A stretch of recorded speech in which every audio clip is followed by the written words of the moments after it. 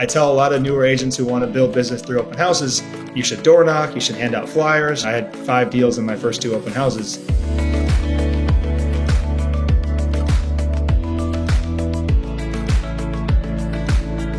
Hey everybody, Jay Papasan here, your VP of Content. I have the luxury of chatting with Alan Chargin. For someone who's been in the business for as short a time as you have, we have you last year doing 85 units for over 60 million. When you're talking about how you approach open houses, what's kind of the formula that works for you, Alan? I think the best thing about open houses is that they are inherently open. So I think it's great that people can just come off the street with no real obligation, or like they don't have to necessarily raise their hand in any significant way. And so if you have an agent there who's inherently knowledgeable, but also very earnest about helping people, then it can be a real win-win, because they don't even know we're there to get a client. People can come in and they can see if they get a good feeling for you, then they may answer your text tomorrow, they may answer your email, or they may not, but it's up to them. And it's our prerogative to know what it is they need. What do they not know they need that they need? How can we show them they need it? And how can they show them that we're the person they should hire to then go get that thing? How often do you do open houses? Like when you look at your month, do you plan to do one every week, or what's the frequency? When I first started, I was doing like 1 a week, sometimes 2 a week. Then now that I've gotten busier and busier, the bandwidth obviously reduces and changes, and I have more clients to serve. So I'm probably doing more like, I'll probably do 26 open houses this year, which is half of what I'd like to be doing. How do you go about selecting the homes, townhomes, condos, whatever it is you hold open? What's your criteria for that's one I want to hold open? The most common misconception with open houses is people want the sexy new listing. Now, obviously, sexy new listing is going to be the most foot traffic, but I don't feel that it's the most convertible foot traffic, because a lot of those people are really hungry buyers and already have their lender and their agent lined up. But I think you should mix in 2 or 3 week old open houses, mix in condos and single families for a couple of reasons. One is that you want the most convertible and available clients for yourself, not just like those hungry ones that already have an agent. And then 2, you want a little bit of diversity. Many agents could benefit from diversity of client, because if you have 10 clients all looking for the 4-bedroom in the same school district, now it starts to become a little challenging to serve those 10 clients and get them all good results, versus if you have 2 clients looking for a 4-bedroom, 2 looking for a 1-bedroom, 1 looking for a studio. Now you can kind of better serve all their needs and have a higher chance of success. I love that answer. So like it's immediately gets my attention, not the sexy new listing necessarily. While you'll do that sometimes. That's not always your focus. You're going for a variety of properties. What is something that would be, that's not a good contender? What's something that would eliminate a home from being an open house for you?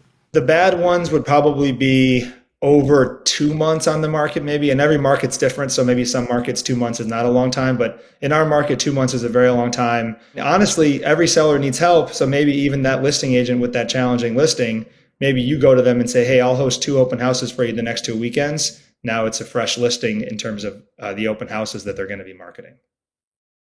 Oh, I love that. That's a good nuance, right? Where you can come in, take something that might have been stale, make it more fresh, and in that bump, get more traffic to your open house at the same time. You've selected the home. How would you coach someone to market it, knowing that you've been so transparent, you don't always do all the steps yourself, but what do you think are the best methods to market that open house to maximize the chance that you'll have good traffic? I feel like if somebody read a book on speed dating, it'd probably apply really well to what I'm going to say about open houses, because you do kind of get this like 5 to 10 minute window with somebody that could be very impactful on your life and on their life. But it's like you got to hit the notes in a very quick and concise way. It's just because the window of opportunity is so narrow. There's 2 columns. There's competency and there's rapport. Some of these clients are going to meet and you're going to compel them solely on rapport, and they just find you interesting or similar to themselves and they want to work with someone like that.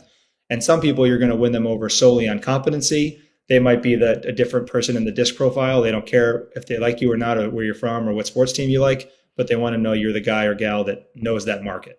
And some will be a combination of both. You can establish rapport and you can establish like your competency. And both of those are strategies for winning potentially the client's business. What's important about the greeting? What's on that? You meet the person. Hey, welcome to open house. What's your name? Jay. Oh, Jay, great to meet you, Jay. Jay, where are you coming from, Jay? Like just overuse their name and that'll help you remember it, help them feel known and seen. Like try to really mean it when you really care about someone's name, try to care about it because I think they can kind of smell if you're trying to sell them or just trying to help them. Are there any other questions that you would ask them? Like when you get past that, I've exchanged names, do you like just open up with a generic, what brings you out today? Or is it something else? My favorite question is, how did you hear about the open house today? I really don't like asking the first question to be, do you have a realtor? Are you working with an agent? But if they say Zillow or saw a flyer or walked by your sign, now you can at least engage in a way that they may be a possible client for you. Remember, they got off their couch to see a house, not to get a realtor. You're there to get a client, but they don't even know that's why you're there. That's why they're there yet. So don't assume that the first 30 seconds, they want you to have their cell number. So I like to end with the sign-in request.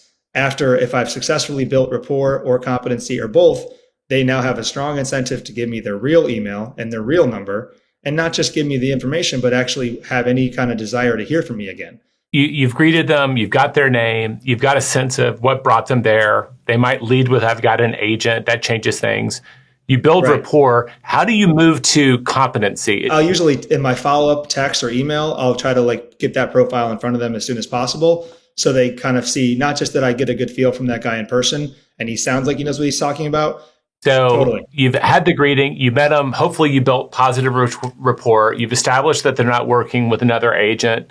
You've asked them to share their contact information.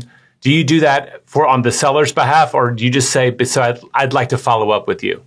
I do tell them that I want to let the seller know who was there and solicit their feedback in a more formal setting to present to the seller, which is true. But of course, it's also for the chance of building to your network and being their agent. You're not a listing agent mode when they don't have an agent. But when they don't have an agent, now you have at least the ability to earn their trust. And I have found that if you only become a shill for the home you're standing in, it doesn't really earn their trust.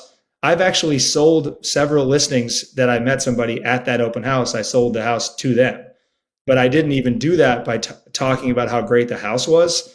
I did it by earning, at least in my opinion, I did it by earning their trust, getting hired by them as their professional, and then their journey naturally ending at that house being the right house for them. They don't have a realtor. They need a realtor to give them the information they need to make the right decision for them. And it could be that house. It might not be that house. So one final question before we wrap this up, Alan. What's the right way to follow up? There's no right way, but the most right way is probably sooner and more formal and more firmly than people naturally want to. Agents somehow are wired to want to wait till Monday morning in the office to send a really cleverly crafted email.